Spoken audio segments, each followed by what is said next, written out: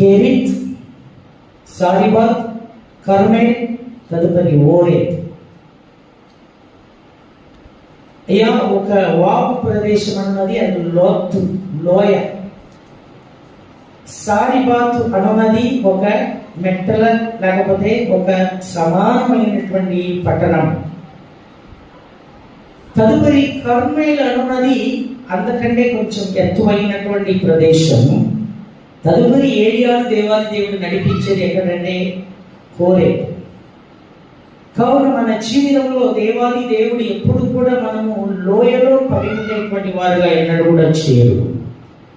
మెట్టుమెట్టుగా మనల్ని హెచ్చించేటువంటి దేవాది దేవుడు ఉన్నాడు అనేటువంటి విషయం మనం మర్చిపోకూడదు. అయితే కర్మేల్ పర్వతం లేకపోతే ఆ యొక్క పర్వతం యొక్క అనుభవం మనం కలిగి ఉండాలి అనబడినటువంటి విషయమును మనం ధ్యానిస్తూ ఉండగా, పోయిన వారమున మనము ధ్యానించినటువంటి కార్యం ఏంటంటే,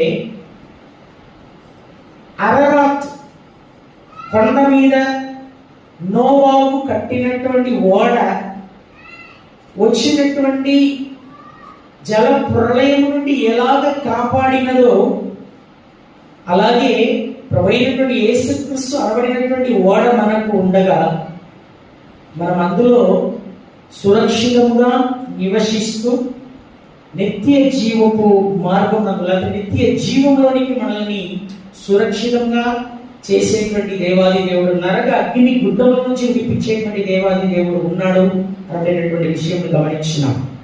అదే విధానంలో లోతు తన జీవితంలో దేవాది దేవుడు ఆ కొండకు నీవు పారిపోవు, ఎందుకంటే ఆయన ఉన్నటువంటి ప్రదేశం అన్నది సొదొమ గొమొర్రా పట్టణం, చెప్పలేనటువంటి అసభ్యమైనటువంటి ఆ యొక్క వివాహ సంబంధంలోనికి ఉండేటువంటి పట్టణం.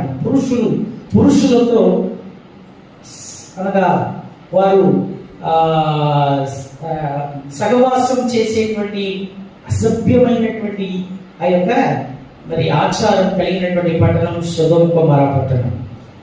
మీరు నోవాహు జీవితంలో గమనించినట్లయితే దైవ కుమారుడు మనుష్య కుమార్తెలను వివాహం చేసుకోవడం, అది కూడా దేవుని యొక్క నియమమునకు వృత్తమైనటువంటి జీవితం. దేవుడు అక్కడ కూడా నాశనమును కలగజేసినాడు.